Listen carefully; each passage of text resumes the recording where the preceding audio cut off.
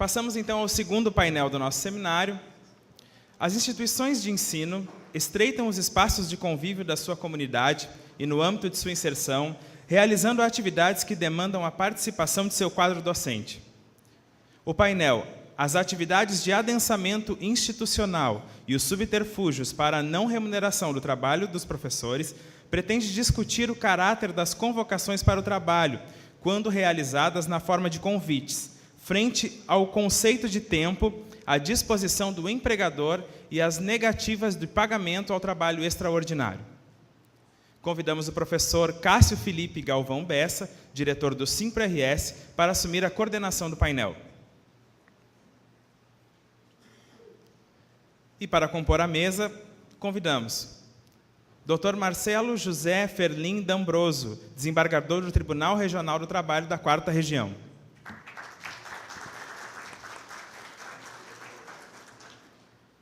Dr. Rodrigo Garcia Schwartz, juiz do trabalho do Tribunal Regional do Trabalho da 2ª Região.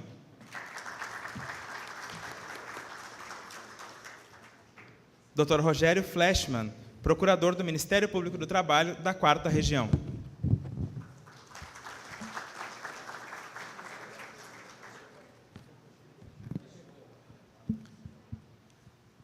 Destacamos a presença da senhora Conceição, do Simpro Campinas, senhor JJ, do Simpro ABC, senhora Lígia, do Simpro Niterói, senhor Grossi, do Simpro Petrópolis.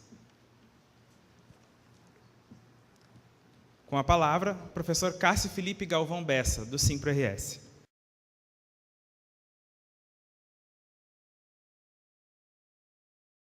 Vamos iniciar, então, o primeiro painel da nossa tarde. Quero agradecer a presença dos senhores aqui da mesa, que em seguida farei a apresentação. Estamos esperando ainda o procurador Rogério Flashman, que deve chegar em seguida, mas a gente, por um dever aí de horário e pela nossa agenda, já vamos começar os nossos debates. Conforme já foi falado, então, a gente continua o debate que já foi muito proveitoso na parte da manhã, sobre essa questão do trabalho do professor, cada vez mais extenso, e em relação à sua jornada de trabalho. Fazendo rapidamente uma abertura e uma reflexão, eu escuto já no meu longa época já de sala de aula, estou há pouco mais de 10 anos sem dar aulas, mas já há mais de 25 anos comecei a lecionar, e eu escutava, já naquela época, a posição, muitas vezes, nas negociações salariais, onde os empregadores falavam, né, que a condição do professor, que o trabalho inerente de correção, preparação e todas as questões, que a hora-aula no ensino privado pagava tudo. A hora-aula paga tudo. Isso há quase 30 anos atrás.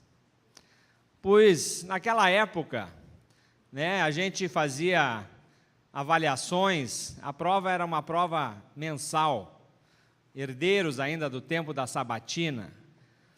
Eram 20 e poucos alunos em sala de aula. A gente dava nota, né, era nota de 0 a 10, e era uma outra realidade. Mas, enfim, a preparação, a correção, o trabalho inerente, a hora-aula paga tudo. De lá para cá, a realidade no nosso mundo contemporâneo mudou muito. Todos, senhores e senhoras aqui presentes, são testemunhas do quanto o nosso mundo mudou. Hoje, as salas de aula já não têm mais 20 e poucos alunos.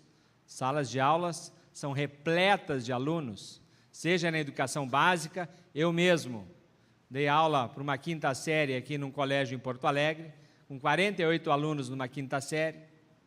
Vocês imaginam? E isso só piorou de lá para cá. Hoje não se faz mais uma avaliação por mês Pelo contrário, avaliações cada vez maiores, cada vez mais individualizadas, múltiplas avaliações, projetos se elabora pelas propostas pedagógicas hoje e a própria concorrência no ensino privado, cada vez mais projetos onde os professores estão envolvidos, sem falar na questão dos alunos especiais, que a geração de hoje, geração Y, geração Z, ela não é mais a mesma geração de 20, 30 anos atrás. Hoje todos, na nossa época, o aluno, chegava de casa com um tipo de educação, hoje chega sem limites. Muitos alunos com tratamentos, onde muitas vezes os pais e as mães não tomam atitude, acabam interrompendo tratamentos por si só, sem ter o acompanhamento devido. Sem falar na questão da inclusão dos alunos com deficiência, que também é uma política positiva, importante, mas que o professor acaba assumindo mais essa tarefa. E o discurso continua o mesmo dos empregadores. A hora-aula paga tudo. Tudo isso vem se somando à nossa carga horária, ao nosso trabalho, mas a hora-aula paga tudo, como se a hora-aula tivesse subido muito além da reposição inflacionária nesses últimos 20, 30 anos. E eu não citei aqui ainda uma questão óbvia para nós, e talvez a mais grave, que é a questão do mundo virtual. Se eu somar a isso tudo que eu já citei, a questão da internet, tudo que implica o mundo virtual hoje na nossa sociedade, como já foi falado aqui de manhã, ao mesmo tempo que o professor explica, bem-vindo, Rogério, tudo que implica, a gente tem que, no nosso grande oráculo mundial hoje, que é o Google, o aluno encontra tudo lá, até que a maior filósofa do Brasil é a Valesca Popozuda. Não se cita ali Hernani Fiore, para ficar aqui num filósofo gaúcho, Tristão de Ataíde, tudo está no Google, tudo está na internet. E o professor ter tempo de olhar tudo que tem na internet e levar para a sala de aula e organizar esse conhecimento disponível para o aluno, quanto tempo o professor gasta nisso para fazer essa preparação e para ter ciência e conhecimento de tudo que o mundo virtual oferece aos alunos? Sem falar na própria escrituração escolar. Quando eu ainda dava aula, nas escolas das irmãs ou nas escolas dos padres, a secretaria era cheia. Nunca esqueço da irmã Ana, que era a chefe da secretaria, não podia entregar com nenhum erro e nenhuma orelhinha as notas lá no caderno de chamada. Deus o livre. Hoje, as secretarias estão vazias, é o professor que faz esse trabalho. Então, de fato, todo esse trabalho, os projetos, tudo que o professor faz a mais, das suas horas a mais, e a remuneração? A hora-aula continua pagando tudo? Então, é sobre essa reflexão, sobre esse mundo da escola, da universidade, é que eu quero passar, então, para o nosso primeiro painelista da tarde de hoje. Vou apresentar o Dr. Marcelo José Ferlim D'Ambroso, que é formado em Direito pela Universidade Federal de Santa Catarina, com várias especializações na área acadêmica. Dr. Marcelo José Ferlim D'Ambroso foi estagiário, chefe de gabinete e assessor do Ministério Público do Trabalho na Procuradoria Regional do Trabalho da 12ª Região, em Santa Catarina. Também atuou como advogado e hoje é procurador do trabalho desde já 1998. Atualmente, então, desembargador do Tribunal Regional do Trabalho da 4ª Região.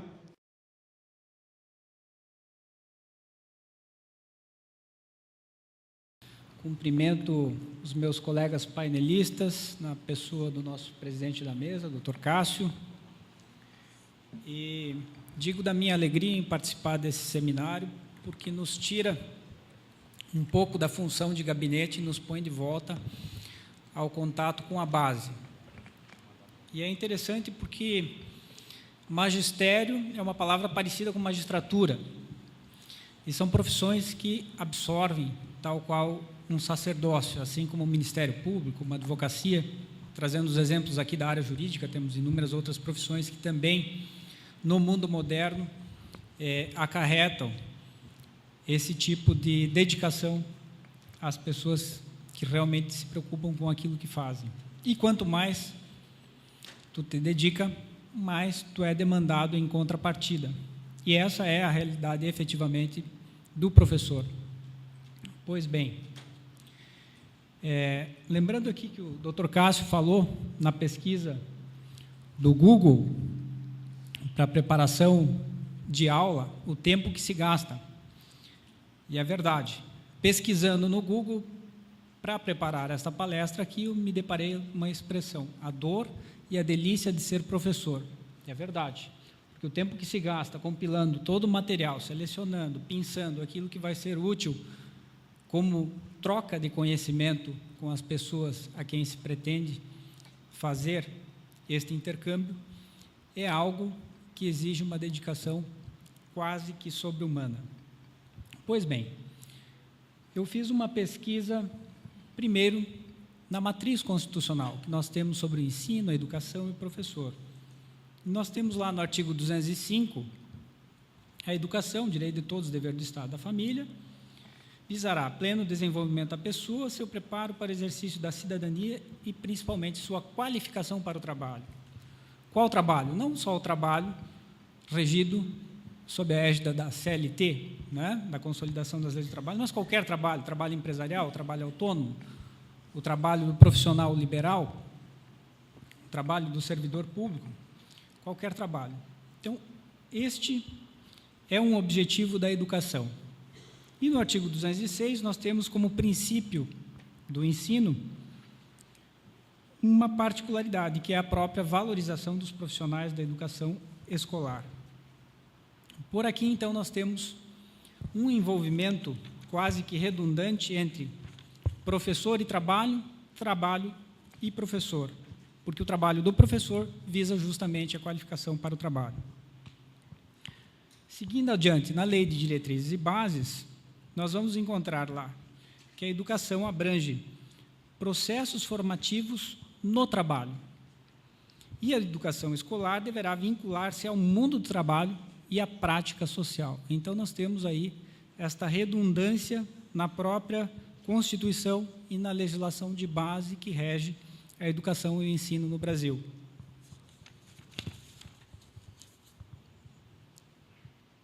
Ainda adiante, como princípios e fins da educação nacional, temos lá no artigo 2º da Lei de Diretrizes e Bases, ideais de solidariedade humana, o preparo para o exercício da cidadania e qualificação para o trabalho, repetido de novo da Constituição como finalidade do ensino, e repetido de novo da Constituição, a valorização do profissional da educação escolar e a vinculação entre a educação escolar, trabalho e práticas sociais. Então, condensando essas diretrizes, nós temos, nesta relação professor-trabalho, trabalho e professor, como princípios da educação e do ensino, a valorização do profissional e a vinculação com o trabalho e as práticas sociais. Por que isso é importante? Porque nós não podemos pensar no professor preparando alguém para o trabalho se ele for um ser explorado, um ser que venha alienado das relações de consumo por práticas predatórias ou exploratórias. Como bem disse aqui o Dr. Cássio na apresentação da mesa, a questão remuneratória é a base. Nós não podemos pensar num profissional mal remunerado, que não é valorizado, ou seja, contra a diretriz e princípio constitucional de educação e ensino, que vá passar aos seus alunos, aos estudantes, um conhecimento de qualificação, como pensa a nossa Constituição, com ideais de solidariedade humana para o trabalho. Então, quando vamos falar aqui de remuneração extra-classe, as atividades, a jornada de trabalho do professor, o tempo do seu descanso, nós temos que fazer este raciocínio da base constitucional para a profissão e para os princípios que regem a educação e o ensino no Brasil. Buscando no Dr. Google o material aqui para a nossa palestra, eu me deparei com uma monografia interessante, produzida para mestrado de Engenharia de Produção. E essa monografia compila uma série de pesquisas entre professores de São Paulo e de diversos estados no Brasil e compara com os Estados Unidos, a Europa, e traz dados que revelam o que essa carga de trabalho da modernidade, que se exige hoje do professor, reflete em conflitos trabalho-família, no seu tempo de descanso, no tempo que se consome para o desempenho da profissão como professor, e como isso se traduz, dentro da ótica de produção de ensino, em mecanismos que são envolventes dos professores, nessas atividades que não são só as atividades de aula. Então, nós temos lá trabalho em equipe, reuniões, treinamentos, participação na tomada de decisões, formas de gestão escolar baseada em sistema de autocomprometimento do docente, que vão muito além das horas-aula ministradas em classe. Temos lá finalidade de ampliação da qualidade e quantidade de produção, todo esse universo de informações que o Google, a internet, a rede mundial nos oferece e que hoje são quase que obrigação para qualquer pessoa que vá ministrar conhecimento ou promover este intercâmbio, faça uma pesquisa para ampliar a qualidade de seu trabalho. Isso implica em quê? Mais trabalho, num mesmo período de tempo, pressão de trabalho. Pressão de trabalho é essa que vai exigir, em contrapartida, um tempo correspondente de descanso para que não haja prejuízo nas atividades normais do professor enquanto ser humano que vai ter uma família para cuidar dos seus afazeres domésticos, a sua vida social, o seu direito ao lazer, etc. Então, atividades de formação continuada, os cuidados com a afetividade e segurança dos alunos, essa polivalência exigida do professor, que densifica o seu tempo de trabalho e promove, ao mesmo tempo, um múltiplo engajamento em múltiplas tarefas que são agrupadas ao contorno da atividade escolar, acaba se traduzindo em mais tempo consumido fora da classe, fora daquilo que se chama hora-aula. Obviamente, o contexto deste tempo entra aqui na ótica do que eu abordo na minha participação no painel, que é a remuneração. A questão do tempo ao lazer, parece que o Dr. Rogério vai abordar com propriedade, que vi ali uma notificação recomendatória de 2012, queria parabenizar aqui meu ex-colega de Ministério Público pelo vanguardismo e oportunidade quando fez, buscando preservar este tempo de descanso do professor. Pois bem, mas a realidade diz que hoje os professores são exigidos com essa múltipla carga, essas múltiplas tarefas, essa pressão de trabalho.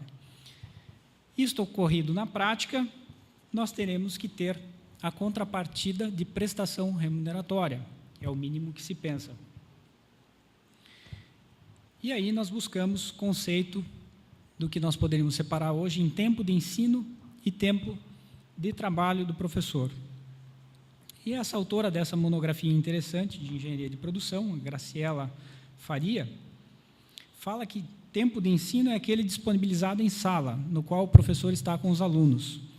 E tempo de trabalho é a mobilização física e intelectual para o exercício da docência na escola, no domicílio ou em lugares determinados para preparação de aulas, correções, estudos, reuniões, etc.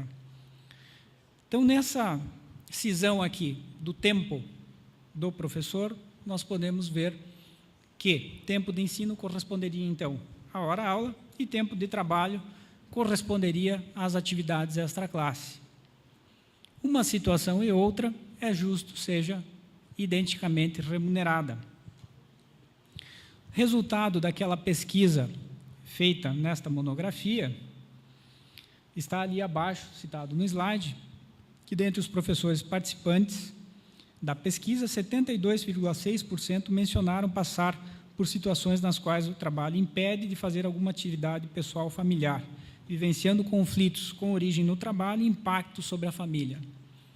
É uma questão muito séria, né? Quando nós pensamos lá na base, na matriz constitucional, falando sobre a preparação para o trabalho, e nós pensarmos um profissional que ensina mal remunerado, como ele vai preparar alguém para o trabalho com base em práticas que sejam predatórias ou exploratórias da sua condição de ser humano. Isto tem que ser realmente repensado no contexto da modernidade.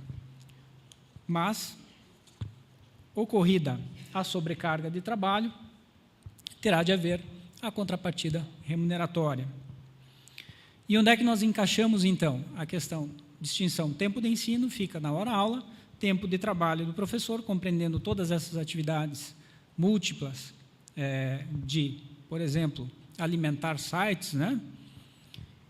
Correção de provas, reuniões, formação continuada, treinamentos, etc., se poderia enquadrar perfeitamente no artigo 4º da CLT, que diz que se considera como desserviço efetivo o período em que o empregado esteja à disposição do empregador, aguardando ou executando ordens.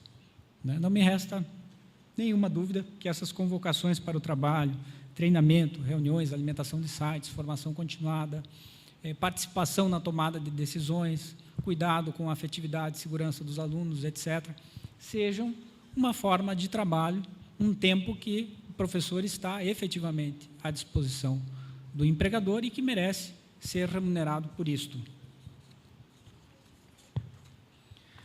Em termos de jurisprudência, o nosso Tribunal Regional do Trabalho, do qual faço parte, conversava antes com os colegas aqui do setor jurídico do sindicato, tem sido vanguarda e há uma tendência na jurisprudência em considerar a atividade extraclasse como não compreendida no conceito de horas-aula e que deve ser remunerada. Então, eu cito ali uma jurisprudência do desembargador José Felipe Ledur, que diz exatamente isso, que o tempo que não não está embutido no conceito de horas-aula, mas que é usado pelo professor nas atividades extraclasse, para correção de provas, etc., deve ser contraprestado. Pois bem, e o que eu poderia dizer de diferente para os colegas professores aqui, para os colegas aqui de Ministério Público, colegas da advocacia e da magistratura, no conceito de remuneração e fraudes à remuneração? Que nós temos um tipo no Código Penal, que é pouco explorado no mundo do trabalho, embora seja um conceito genérico, que diz lá que frustração de direito assegurado por lei trabalhista, mediante fraude ou violência, é um crime sujeito a uma pena de detenção de 1 a 2 anos.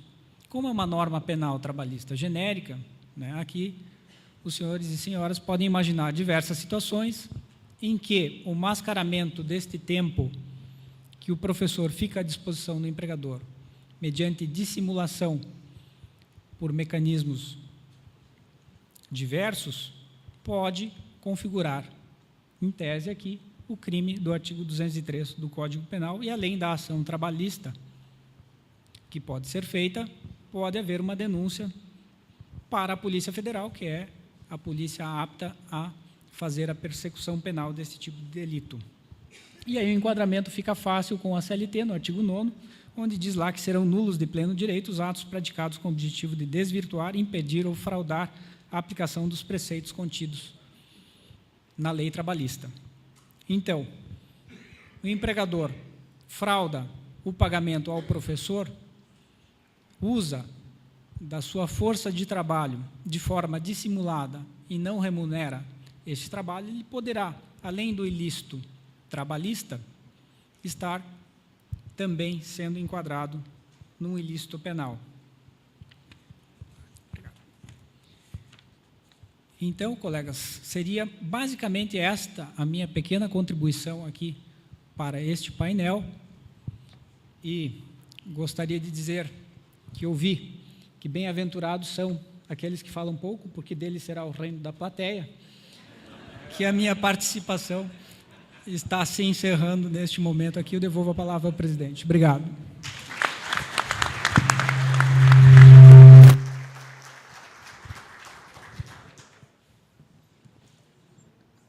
Muito obrigado, doutor Marcelo D'Ambroso. Já vou passar de imediato a palavra ao doutor Rogério Fleischmann, é o nosso segundo painelista. Apresentar o doutor Rogério, graduado em Direito pela Universidade Federal do Rio Grande do Sul, a URGS, iniciou no Ministério Público do Trabalho em 2005, foi representante regional da Coordenadoria Nacional de Promoção da Liberdade Sindical e é procurador-chefe adjunto do Ministério Público do Trabalho do Rio Grande do Sul. Passo a palavra ao doutor Rogério Fleischmann.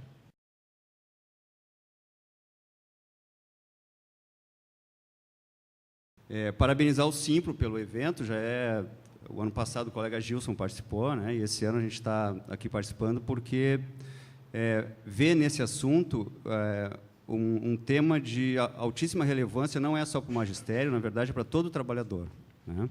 Quando a gente discute tempo à disposição do empregador, quando a gente discute trabalho à distância, quando a gente discute direito ao descanso, tudo isso está relacionado com esse tema que a gente que o Simpro está trazendo hoje aqui, com um protagonismo que já lhe é peculiar, está trazendo aqui para a gente colocar em debate.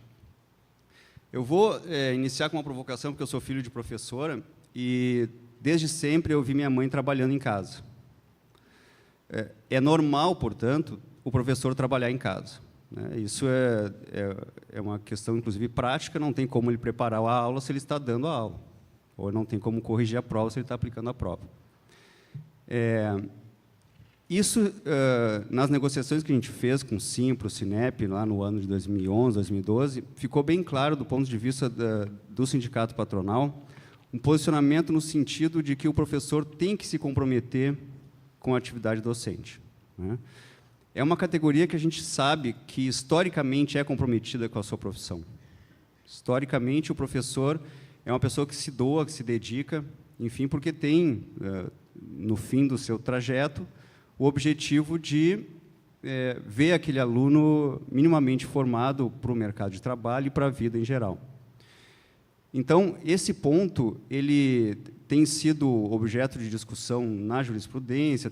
A gente sabe que essa disputa em torno do artigo 320 é grande. O TRT está vindo aí com protagonismo, enfim, mas há uma resistência muito forte na jurisprudência em relação a esse assunto. E me parece que um pouco é por esse viés, de entender, bom, o professor ele tem essa característica particular de que ele tem que ter a contrapartida de um envolvimento que necessariamente passa pelo que ele faz em casa. Eu me lembro da minha mãe, e eu falo em casa, mas eu quero dizer em casa é o tempo inteiro, né? Eu me lembro da minha mãe andando de carro, olhar pela janela, uma exposição sobre tal coisa, vou trazer meus alunos aqui. Ela estava trabalhando? Estava, é óbvio.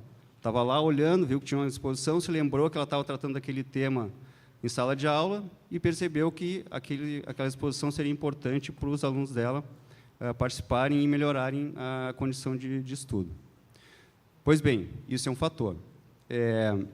Só que em termos de valores, eu traria, e isso não vale só para o magistério, vale para qualquer trabalhador, existem 3 valores básicos que eu vejo na relação de trabalho que a gente precisa levar em consideração. É o valor tempo, o valor remuneração e o valor, eu chamaria de autonomia, o valor liberdade barra autonomia. Pegar historicamente, começa a Revolução Industrial, qual é o primeiro fator que o trabalhador diz, olha, vamos limitar? É o tempo. Quer dizer, eu não posso, e isso é uma imposição, inclusive, do próprio capitalismo, uma necessidade de que o trabalhador possa descansar minimamente para depois poder render em termos de força braçal. precisa ter um limite nas jornadas de 15, 16 horas que estavam sendo praticadas à época. Então, esse é um primeiro momento histórico em que se limita o tempo no sentido de valorizar minimamente, no caso era a recuperação física, e hoje, na verdade, é o direito ao lazer, né? Segundo aspecto, remuneração. Passada a primeira fase, a gente traz para os movimentos sociais, enfim, do século XX, início do século XX,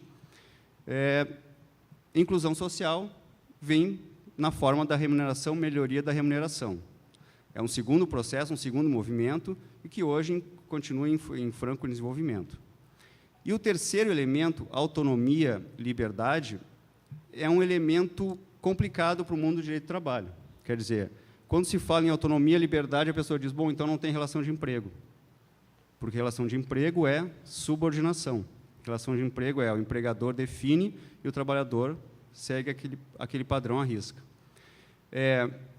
Isso não vale, isso pode valer para um frigorífico, por exemplo, em que a pessoa exerce aqueles movimentos repetitivos, constantes, tem horário para entrar, horário para sair, e tudo o que ele tem que fazer é cada vez produzir mais em menos tempo. No caso do professor, historicamente, não é nada disso que se passa. Historicamente, o que se tem, o que se deveria ter, pelo menos, e isso é o que se espera depois do fim da ditadura, é maior grau de autonomia e maior grau de liberdade do professor, justamente para ele ter esse envolvimento que as escolas esperam. Justamente para ele ter esse envolvimento considerando o que os pais dos alunos esperam. E, enfim, considerando o que a sociedade como um todo espera do processo educativo. Ora, o que está se vendo nesse processo todo que o Simpro vem nos relatando, e não é só o Simpro, eu converso com professores, não só a minha mãe, converso com vários outros professores para ter uma opinião mais clara sobre o assunto, e o que todos eles nos dizem?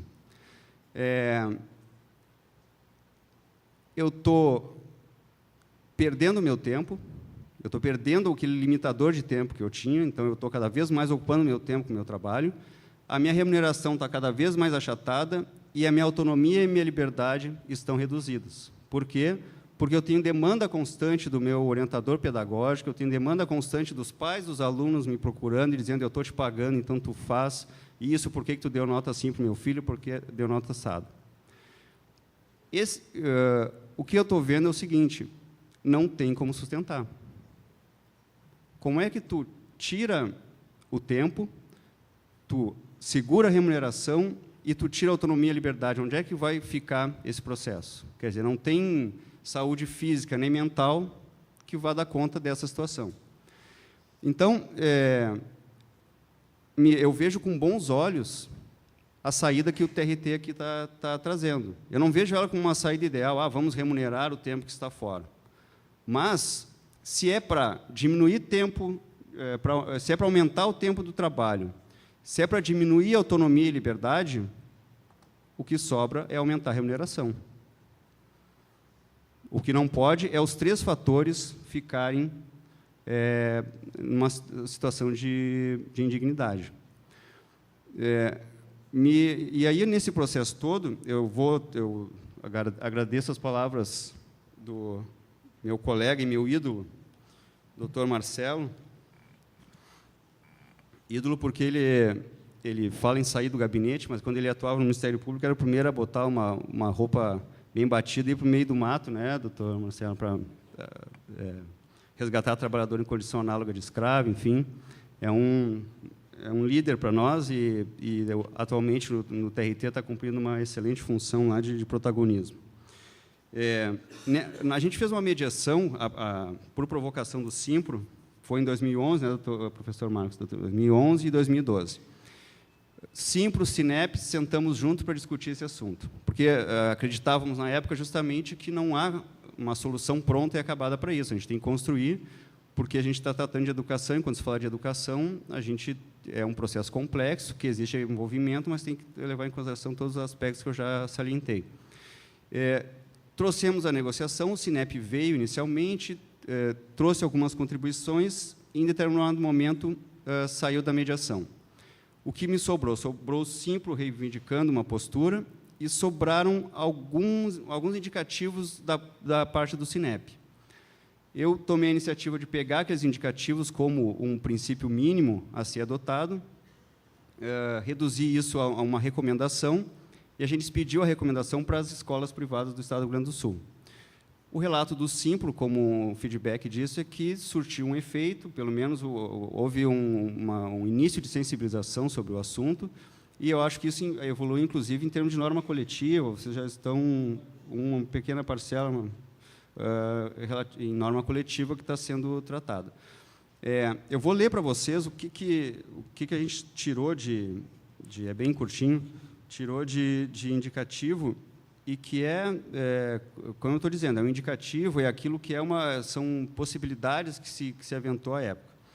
Duas delas são cláusulas gerais que dizem no sentido de que qualquer atividade, qualquer ato que seja praticado pela escola, pela instituição, não implique o comprometimento do descanso remunerado, tá? E aí cabendo à escola adotar medidas concretas para isso.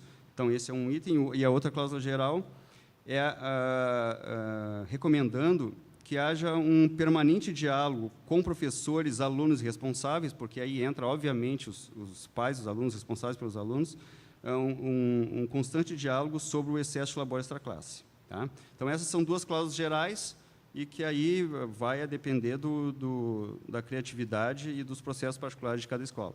Mas tem outros itens, tem outros 4 itens que são itens bem específicos e que me parecem importantes para a gente definir esse tema. O primeiro deles, então, se recomenda às instituições de ensino que, 1, não se valham de novas tecnologias para, ao invés de simplesmente substituírem antigos mecanismos por mais modernos, obrigarem os professores a trabalho que antes, na medida em que realizado de forma presencial, implicava a correspondente remuneração. Quer dizer, se antes remunerava porque estava presente, não vai agora deixar de remunerar porque ele está utilizando de meios eletrônicos para trabalhar.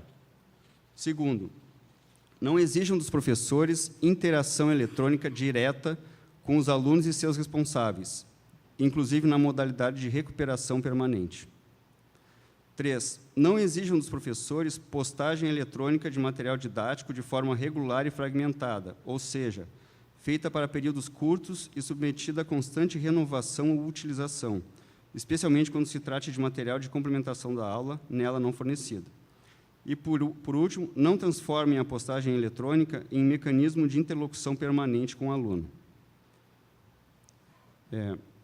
Enfim, foram propostas em recomendações e que indicam, apontam para um processo que, para nós, é fundamental, que é o seguinte.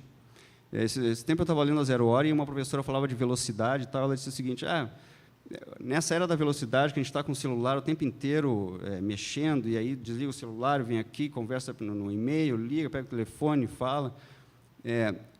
É um processo em que, se a pessoa não tem um grau de segurança muito grande para se colocar à prova, ela vai se agarrar a isso. Tá? Não sei se eu fui claro, mas assim, o professor está o tempo inteiro sendo cobrado pelo aluno, que obviamente não tem o mesmo comprometimento com a relação de educativa, está sendo cobrado pela escola e está sendo cobrado pelos pais dos alunos. Esse processo, combinado com uma desvalorização geral, em termos profissional, uma desvalorização remuneratória, pode levar a um ponto em que o professor não tem mais aonde buscar a força para lidar com esse processo que é de crise constante. Todos sabem aqui que educar é estar em constante crise. Onde é que o professor pode se agarrar nesse processo? Pode se agarrar no seguinte: bom, eu não sou mais responsável por isso. O meu coordenador pedagógico vai me mandar um e-mail domingo às 6h, eu vou cumprir o que ele está me pedindo. Não vou ter meu descanso, mas delego também a minha responsabilidade da solução.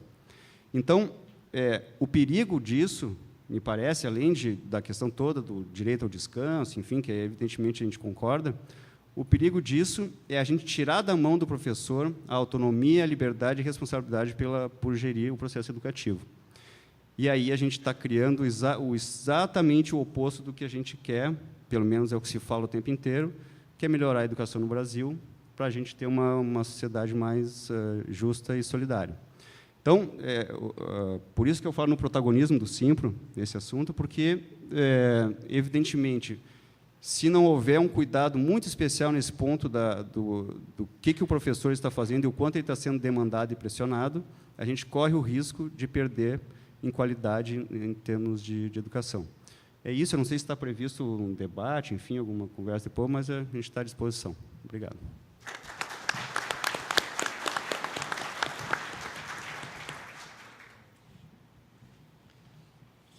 Obrigado, doutor Rogério.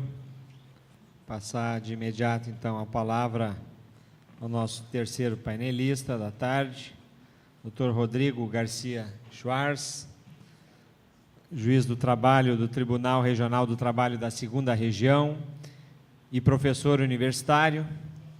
É doutor em Direito do Trabalho e da Seguridade Social pela Universidade de Castilla-La Mancha, na Espanha. Doutor em Direito Público pela Pontifícia Universidade Católica de São Paulo. Mestre em Direito e especialista em Direito Sanitário, em Direitos Sociais, em Imigração e Mediação Intercultural e em Política, com pós-doutorados na Pontifícia Universidade Católica de São Paulo, na Universidade de Manizales, Colômbia, e na Universidade Nacional de Córdoba, Argentina. Então, passo a palavra ao Dr. Rodrigo Garcia Schwarz.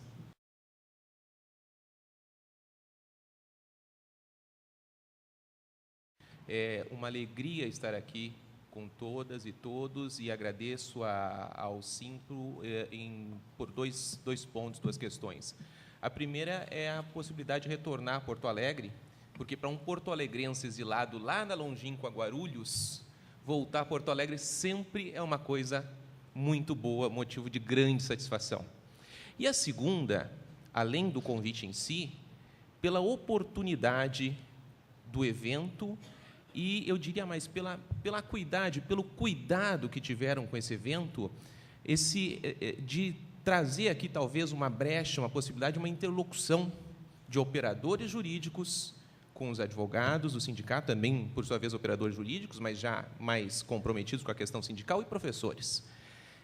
Eu vou colocar uma coisa ao finalzinho aqui, em relação a essa experiência aqui de vocês. E faltou no meu currículo dizer que eu sou ex-associado do Simpro RS, o que talvez seja o ponto mais importante do meu currículo. Bem, eu vou pedir ao presidente que faça a gentileza de me cortar, me avisar a questão do tempo, porque eu sou juiz de processo eletrônico em Guarulhos, e para a gente o tempo corre diferente. Eu deixei minha maletinha ali, tem um notebook, um tablet, uma bateria reserva para o tablet, porque tablet hoje em dia dura muito pouco, e um celular. E eu é como se eu tivesse deixado o meu bebê de 5 meses ali, numa cadeirinha meio quase caindo, eu estou olhando ali e sentindo falta deles. Para a gente, o tempo corre diferente quando a gente se imerge nesse ambiente eletrônico. Com os senhores professores, com certeza, passa o mesmo. E tempo é o nosso problema hoje. Tempo é a nossa questão central hoje. E não é só de hoje. Quando a gente pensa em direito do trabalho, a gênese disso tudo, que a gente chama de direito do trabalho, lei trabalhista, justiça do trabalho, é uma luta vital, amparada em duas coisas, duas questões pontuais, que são o que nós estamos tratando hoje.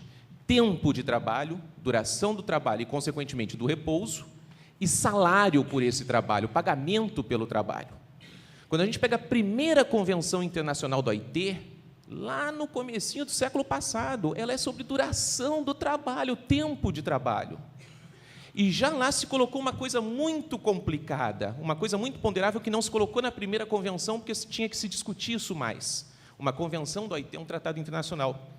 Quando ela passa, é porque ela tem adesão de um número mínimo de países que aceitam aplicá-la. Então, essa primeira convenção foi sobre jornada de trabalho, indústria. Depois nós temos, por exemplo, a Convenção 30 é jornada de trabalho no comércio. A Convenção 67 é jornada de trabalho no setor transporte. Mas vejam, saiu a primeira convenção e por exemplo, prevendo, olha, jornada na indústria de 8 horas diárias e 48 horas semanais. Mas faltava uma coisa nessa convenção que só em 26, uns 9 anos depois da convenção, se conseguiu chegar a algo parecido com o início de um consenso. Tá bom, jornada de 8 e 48, 8 horas diárias, 48 semanais. Mas o que é jornada? O que é tempo de trabalho? Eu sei que ele tem que estar limitado, está legal, isso a convenção diz, mas o que é a duração do trabalho? O que é isso? E o modelo que nós temos hoje segue isso que nós chamamos de consenso ou acordo de Londres. Numa reunião entre os ministros do trabalho de Inglaterra, Alemanha, Bélgica, Itália e França, se definiu que tínhamos que optar entre um e outro modelo. Nós tínhamos 2 modelos de contagem do tempo. O primeiro usava o tempo de trabalho efetivo. O que é isso? Operário, indústria. O cara está apertando o parafuso ali na esteira. Aquela coisa taylorista, fordista, está apertando o parafuso. Está passando a esteira, ele aperta o parafuso. A esteira quebrou, ou pararam de abastecer parafuso, ele parou de apertar parafuso, parou de trabalhar. Não está contando tempo, não é tempo de trabalho. A esteira voltou a andar, voltou a apertar parafuso, tempo de trabalho. Esse sistema foi arredado, porque já em 1926, quase um século, se dizia, não pode se contar tempo de trabalho assim. Tempo livre, tempo de trabalho, há uma dicotomia aí que não é absoluta. Quer dizer, tempo livre não é o tempo em que eu não estou trabalhando, em que eu não estou apertando parafuso. Tempo livre tem que ser outra coisa. Tempo livre é aquele que eu não estou apertando parafuso e não estou à disposição do meu empregador, ainda que de braços cruzados, porque ele não é livre, ele não é meu, é do meu empregador. Esqueceram de botar parafuso na esteira, a esteira está passando sem parafuso, eu estou de braço cruzado, mas eu não estou livre. Então, essa é a noção que nós temos, que não é tempo efetivo, é jornada nominal, tempo nominal, que nos leva àquele conceito de tempo à disposição. É o conceito encampado, então, em 1926, pela OIT, é o conceito encampado na nossa CLT e é o conceito encampado em quase todos os códigos de trabalho do mundo ocidental. Olha, eu não vou me prolongar para não perder tempo, mas eu trouxe aqui, e o texto da nossa CLT, que trata com a ideia de tempo à disposição, o que é o tempo de trabalho? O que é a jornada de trabalho? É o tempo em que o empregado está à disposição do empregador, executando ordens ou esperando ordens. Esse conceito está no Código de Trabalho argentino, no Código de Trabalho mexicano, no Código de Trabalho francês, no Código de Trabalho chileno, no Código de Trabalho venezuelano, enfim. O conceito é esse. Tempo de trabalho, portanto, não é apenas a oposição a tempo de livre descanso. Tempo de trabalho é o tempo durante o qual eu trabalho ou estou à disposição aguardando ordens. Então, esse é o nosso marco normativo em linhas gerais hoje. Qual o nosso problema?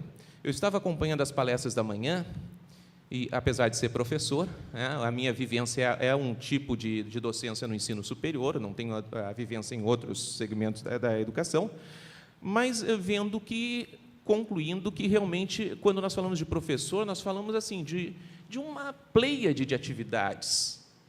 E o nosso problema é o seguinte, nós temos uma legislação arcaica e desconectada da realidade que pensa no professor como um horista em sala de aula, coisa que ele não é. Talvez nem naquela época fosse, mas hoje, com certeza, não é. Então, nós desprezamos uma série de atividades extraclasses, uma série de acúmulo de funções. O grande problema da hora-aula, isso não vou entrar nisso porque vai ser o objeto do próximo painel, não é a questão hora-aula em si. O professor recebe por hora, isso é ruim, seria melhor se fosse mensalista. Não se trata disso. É o que supõe a unidade hora-aula, porque ela supõe hora-aula.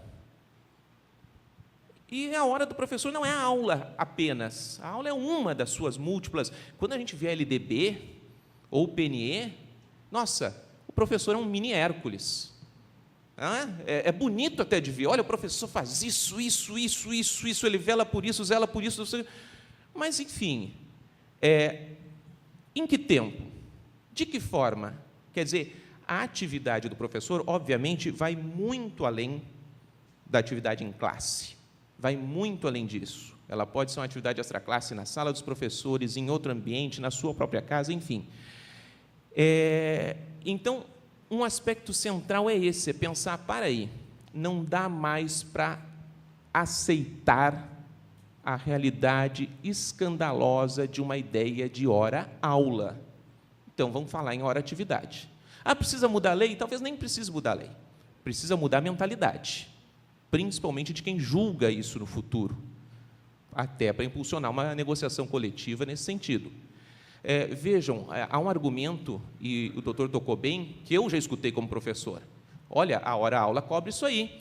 Ah, e os diários de classe lá que eu tenho que ficar? Olha, isso aí está embutido na hora-aula. E uma vez eu perguntei na universidade, lá, aqui no sul do Rio Grande do Sul, onde eu lecionava, eu digo, olha, antigamente eu tinha que preencher um diário de classe semanalmente e entregava na secretaria. Agora, eu tenho que entrar num sistema com uma senha pessoal e ticar dia a dia a frequência de 1 a 1, e se eu não faço isso no final da semana, da secretaria me ligam, porque a secretaria não faz, mas exige que eu faça. E eu digo, e cadê a remuneração desse tempo? Está na hora-aula. Eu digo, não, para aí, eu não fazia isso antes e continuo ganhando a mesma hora-aula? Como é que está na hora-aula? Não está na hora-aula. Isso é outra coisa, é outro tempo, é outra atividade que tem que ser remunerada.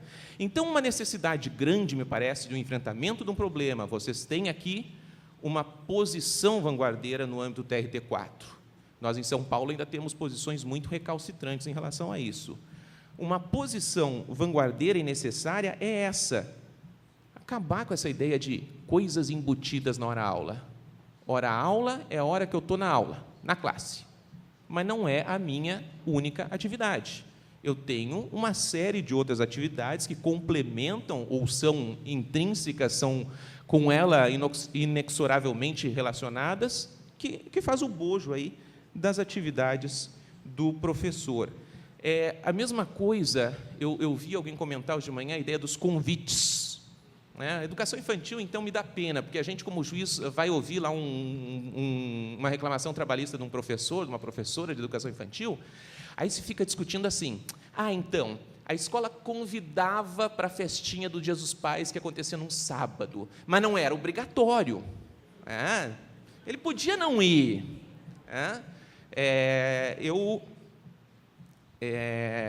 Rapidinho, para vocês terem uma dimensão do que eu estou falando, a minha esposa é paulista e é juíza também. Então, vocês sabem, advogados que estão aí sabem como é que é juiz, né? O juiz gosta de mandar, então em casa é meio difícil a coisa às vezes.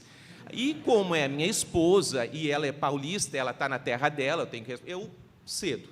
Então, por exemplo, essa semana ela me disse assim, amor, o que você acha da gente passar o final de semana na casa dos meus pais? Veja, ela usa o você, né? Porque eu disse, ela é paulista, ela não usa o tu. Mas tem um detalhe, às vezes ela usa o tu. Quando ela usa o tu, porque ela diz assim, amor, você quer passar o final de semana na casa dos meus pais? Eu digo, poxa, não sei, tu tem outro compromisso, por acaso? Então, quando ela usa o tu, para aí, não é mais convite. É convocação. A mesma coisa quando chega-se para um professor de educação infantil que vai ensaiar a festinha dos Dias dos Pais com as crianças e não sei o quê, não sei o quê, não sei o quê. E vai perguntar para ele, você, por acaso, tu queres ir à festinha ou vai deixar teus aluninhos lá à mercê, à revelia, né? E os papais não vão te ver lá, e as crianças não vão te ver lá, e não sei o quê. Mas, claro, é só um convite, eu não estou, né? Gente, primeira coisa, isso não existe. Convite para... Aliás, não existe em lugar nenhum. Empregador não convida empregado para nada. Empregador dá ordem. Isso é contratual. Segundo, agora vamos abstrair da brincadeira. Não interessa se é convite ou convocação. Interessa se o cara estava lá 4 horas na festinha, dentro da escola, cuidando de aluno. Não tem que discutir. Sabe? Não. Porque o problema é o seguinte, a gente passa um tempão danado ouvindo testemunha, e claro, as testemunhas dos professores, não, era obrigado. As testemunhas da escola, não, podia faltar. Sabe se faltava? Não me lembro, mas podia faltar. Isso é absolutamente irrelevante. Interessa que a criatura estava lá, de livre e espontânea vontade, ou levado em camisa de força, não interessa. Estava lá e estava trabalhando. Porque nós temos que usar nomes para as coisas têm nomes. Trabalho prestado e não remunerado tem um nome no nosso ordenamento jurídico, é furto. Se eu faço um gato e roubo o sinal da TV a cabo, elas me dizem, você está roubando sinal. Trabalho prestado pelo professor, pode ser festinha, pode ser extraclasse, pode ser EAD, pode ser o que for, e não remunerado, é trabalho furtado, é furto. Não, desculpem, estou errando. Furto é quando não há violência para expropriação. Trabalho furtado de professor é roubo, porque existe uma violência, existe. Qual é a violência? O maldito do poder diretivo patronal desviado, desvirtuado, tarado, que exige do professor uma certa prestação sem lhe dar remuneração. Então, vejam, o nosso drama aqui, botando as coisas em claro, a gente tem que chamar as coisas pelo que são, é pensar em como um sistema jurídico institucional aceita que um trabalhador, sobretudo um trabalhador extremamente qualificado, como é o profissional de educação, o professor, trabalhe e, por ficção, diga-lhe, não, olha, esse trabalho não é seu, ou esse trabalho seu é uma missão. Então, você tem que ser comprometido, você tem que ser comprometido com os seus alunos. Gente, professor é gente, é profissional, ele não é missionário. Então, nosso problema aqui é pensar em como tratar isso. Primeiro ponto, essa superação de um paradigma jurídico arcaico, superado, segundo o qual se pode admitir que alguém trabalhe, estando a tal da remuneração embutida em algo, ou trabalhe e não receba. E um segundo, um problema agora de ponto de vista prático. Como mensurar esse tempo que normalmente é invisibilizado? Como é que eu meço isso? Tá bom, vou partir da premissa que ele é devido. Agora, como é que eu meço? Nós temos que começar a trabalhar com outros paradigmas também. Eu vi no site do Simpro que tem uma ferramenta legal ali para você medir o seu tempo em casa ali. Se alguém tiver paciência de acionar toda vez que estiver trabalhando em casa e desacionar, vai ver que aqueles minutinhos que parecem minutinhos, no final da conta, não dão uma diferença danada. Isso sem falar em outras atividades. Mas nós temos, com a ajuda da tecnologia, etc., nós estamos falando tanto em tecnologia, nós temos ferramentas eficientes para medir esse tempo. Não é só na categoria dos professores, não. Eu vejo em outras categorias, motorista, por exemplo. Agora a lei dos motoristas mudou um pouquinho. Mas era comum em reclamação trabalhista de motorista carreteiro, o cara saía aqui de Porto Alegre até Fortaleza, voltava, não sei o quê, a empresa dizia, olha, não tem direito a horas extras. Por quê? Porque eu não controlo o tempo dele, eu não sei quanto tempo ele fica dirigindo. Eu digo, mas essa viatura aí não tem GPS, controle por radar? Mas o radar é para carga, não é para o motorista. Mas a carga anda sem o motorista? Não, mas é para uma coisa, outra coisa, outra coisa. Eu digo, meu amigo, se você sabe onde a viatura está a cada minuto, sabe a velocidade que o cara está rodando com essa viatura, sabe se parou, não parou, se o cara for no banheiro, num posto de gasolina e parar você e ficar fora do... Você vai ligar para ele e dizer, o que houve? Por que a viatura está parada? O que aconteceu? E você vai me dizer que não paga hora extra porque não fiscaliza, porque não tem condições de saber se ele trabalhou mais ou não? Você tem. Você tem. É a mesma coisa com a jornada do professor, é a mesma coisa com a minha jornada no processo eletrônico. Porque eu estou há 7 horas sem acessar esse negócio e estou assim, estou sofrendo abstinência já. Eu vou ter que sair daqui a pouco, terminar essa mesa, vou ter que abrir o laptop e dar uma entradinha no processo eletrônico, senão eu não vou aguentar a abstinência até voltar a São Paulo. Vejam, há meios da gente controlar isso. A medida do tempo, essa é essencial. Então, nós precisamos de um novo paradigma sobre o tempo em si, um novo paradigma para mostrar como é que se mede esse tempo. Esse é um problema sério, mas nós precisamos, né? E isso enseja uma mudança de mentalidade. Eu vi hoje de manhã muito se falar aqui em problema de lei, precisamos de lei, precisamos de lei, precisamos de lei. Com toda a vênia, com toda a licença, eu acho que realmente um marco normativo é necessário, mas nós brasileiros temos uma cultura danada e temos uma tara por lei. Lei ajuda, mas às vezes atrapalha. Até porque projeto de lei a gente leva para o Congresso e começou a aventura do aprendiz de feiticeiro. A gente não sabe como é que vai terminar. Às vezes vai, às vezes piora. Tem uma lei gaúcha aqui que eu adoro, quando eu cito lá em São Paulo, o pessoal acha que é piada, que não existe. É uma lei estadual que diz que o chimarrão e o churrasco são parte do nosso patrimônio cultural. Belíssima lei. Mas aí a lei desanda. A lei da receita do churrasco. A lei diz, churrasco a gaúcha é aquele, temperado só com sal grosso. E parará. Gente, o churrasco não vai passar a ser churrasco porque a lei previu que ele fosse. E depois, nós estamos no Rio Grande do Sul, a lei estadual. Tem outro churrasco que não seja o tal de churrasco a gaúcha? Não existe. Se não for assim, não é churrasco. Minha filha de 4 anos já aprendeu a fazer churrasco. Não se bota sal fino em churrasco. Quem é que bota sal fino em churrasco? Quer dizer, precisa de uma lei para isso? Vejam, não preciso de uma lei para isso, eu preciso de concertação, eu preciso de diálogo, eu preciso de sensibilização, eu preciso mudar a mentalidade. Estou terminando. Professores de literatura vão me ajudar.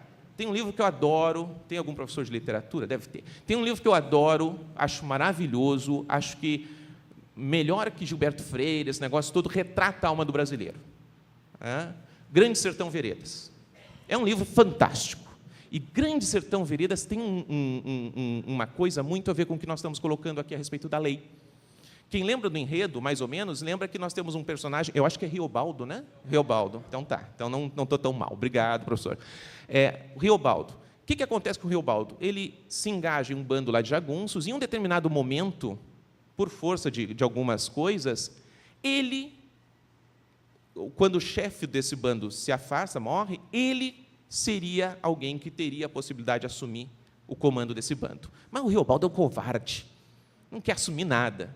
E Diadorim, aquele parceiro por quem ele se apaixona e depois descobre que a mulher, na morte dela, é uma desgraça a vida do Riobaldo, como a do brasileiro em geral, Diadorim convence ele que ele tem que assumir o bando e dá a receita. Você faz um pacto com o demo, que aí você vai ficar forte e vai assumir o bando. E ele pega a receita e vai para a encruzilhada na sexta-feira fazer o tal de pacto com o demo. Mas o Riobaldo, coitado, é tão covarde que no meio do pacto ele desmaia. E quando ele acorda, ele não sabe se a coisa está feita ou não. Coincidência ou não, a vida melhora, ele se torna líder do bando e tem uma vida de muito sucesso na jagunçagem. Muito mais tarde, já velhinho, no seu sítiozinho lá recolhido em Alagoas, com a sua esposinha, ele está chegando perto da vida e agora ele tem um drama. Qual é o drama? Eu fiz o tal de pacto com o demo ou não? Porque se eu fiz, eu vou para o inferno. Se eu não fiz, eu estou salvo, eu vou morrer, mas tudo bem. O meu problema é se eu vendi essa alma ou não. E daí ele está falando com o interlocutor e ele cita o seguinte, e isso é genial em Guimarães Rosa, olhem o que ele diz. Ele chega a certa hora falando dessa angústia dele, se o diabo existe ou não, se ele fez esse pacto ou não, e diz para o interlocutor dele, a culpa é do governo. Mas como assim a culpa é do governo, Riobaldo? A culpa é do governo. Porque tinha que existir uma lei. Se a lei dissesse que o diabo existe, ele existe. Se a lei dissesse que não, eu estou salvo. É culpa do governo. Isso espelha um pouco a nossa expectativa por segurança, mas uma segurança que a gente deposita nas mãos de um terceiro, um legislador que nem sempre é responsável. Acredito que sim, um marco normativo é interessante, e claro que os sindicatos devem correr atrás disso, com todos os perigos que um marco normativo pode importar. Às vezes o marco normativo não é tão legal assim, não é tão bom assim. Mas acredito que 2 ações, sobretudo, são mais importantes para terminar a exposição. Primeira, aquilo que o procurador estava falando, negociação coletiva e recurso ao Ministério Público, para sensibilizar o empresariado. É um marco, uma forma de avançar, principalmente nessa ideia da hora-atividade como algo palpável, que fuja da rigidez daquela ideia de hora-aula. E segundo, aí os senhores me desculpem, eu não vou dar a receita do remédio para o médico, mas os senhores são professores, poxa. Tem que fazer isso que o Simpro está fazendo, mas ao inverso. Tem que pegar os juízes, botar na cadeirinha aí, e os senhores dizer para ele como é que é a atividade de vocês no dia a dia, o que vocês fazem. Tem que ensinar juiz. Pega que nem os aluninhos de vocês, 6ª série, bota na cadeirinha, diz, você senta aí que eu vou explicar umas coisinhas para vocês aí. E bota e fala, explica como é que é a vida de vocês, mostra isso. Porque nem todos nós temos a sorte de ser filhos de professores ou passar por um magistério. E juiz, gente, a gente julga de tudo. Empresário faz isso. Eu trabalho na escola judicial, lá do TRT, e de vez em quando eu recebo pedidos de sindicatos patronais lá da região de Guarulhos e do ABC, etc., dizendo, a gente quer dar uma palestra aí, quer chamar os juízes, a gente quer fazer um convênio com a escola para dar aula para juízes. Banco faz isso, o banco edita cartilha e manda para tudo que é juiz. Uma maravilha. O que se tem que fazer em termos de movimento sindical? Senhores professores, aproximar do judiciário. Não tem que ter medo de juiz, tem que chamar o juiz, botar sentadinho na cadeirinha mesmo e dizer: juiz, olha, eu vou te explicar como é que é as coisas. Você não sabe, eu vou te explicar. É assim, assim, assim. Como é que faz isso? Faz convênio com a escola. Pega a escola do TRT aqui, tem um auditório maravilhoso, vão lá, façam um evento cruzado. Profissão professor. Repercussões jurídicas, não sei o quê. Bota o pessoal da assessoria jurídica para vocês para ministrar, bota um professor para dar um depoimento lá de como é o dia dele e bota um juiz para ministrar. Aproximação, sensibilização. Se a gente não partir dessa premissa e esperar as benesses de uma LDB, as benesses de um PNE, etc., etc., só assim, não. Claro, eu não estou dizendo não dá para abdicar da luta pelo marco normativo, mas tem que lutar. No plano das relações coletivas, da negociação coletiva, o Simpro-RS é um exemplo de sindicato extremamente atuante e combativo. Eu vivi isso porque eu fui associado do Simpro, e tem que partir para essa, tem que fazer a sua propaganda. Em tempos de democracia e, como dizem as pessoas, né, o Bauman lá, tudo líquido, né, amor líquido, vida líquida, notebook líquido, enfim, tem que aproximar e tem que explorar o que vocês têm de melhor. Vocês são educadores, vocês têm que educar os juízes, porque se os magistrados se sensibilizarem e pararem de pensar nessa maldita coisa de hora-aula e pensarem na hora-atividade de vocês, o empregador segue. O empregador se ferra, porque se ele não o seguir, ele começa a se sensibilizar. O empregador se sensibiliza na medida que tem perdas. Essa é a medida sensibilizatória. Compete a vocês, eu sei que já fazem isso, mas talvez intensificar essas ações, levar isso, esse diálogo, para o Ministério Público, para os juízes, para o Ministério do Trabalho, enfim. Eu estourei meu tempo, eu agradeço a presença de todos e a oportunidade de estar aqui de novo em Porto Alegre. Obrigado.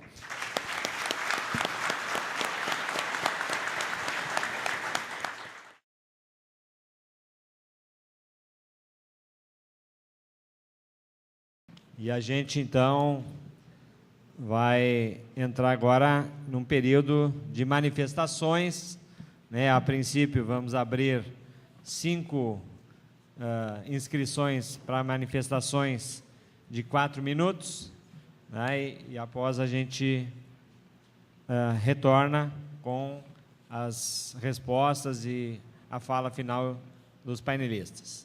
Então, os senhores e as senhoras que quiserem fazer indagações ou algum posicionamento, estão abertas as inscrições.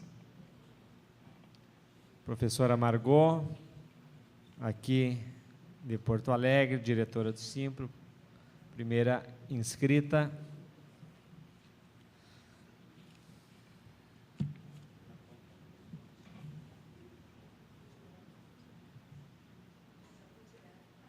Pode iniciar aí. Boa tarde a todos. Boa tarde à mesa. Adorei a fala de todos. Acho que todas elas se completavam. E eu fiz algumas anotações em cima de algumas dúvidas e alguns questionamentos e algumas coisas que eu acho que a gente tem que relembrar como classe, certo? Se a gente pegar a primeira fala do doutor Marcelo, quando falava em magistério, magistratura e sacerdócio, magistratura e sacerdócio vive muito melhor do que o professor. Aí já tem uma coisa que está embolada no meio tempo, porque, de alguma forma, eles tiveram a mesma formação, pelo menos formação inicial. A unidade remuneratória do professor é a hora-aula. Tá? O doutor Rogério falou bem no final, de que a gente tem que avançar e discutir em cima desse paradigma. Eu acho que tem um problema. Tem muito professor e tem muito contador de escola que não sabe que a unidade remuneratória é a hora-aula e o que ela significa.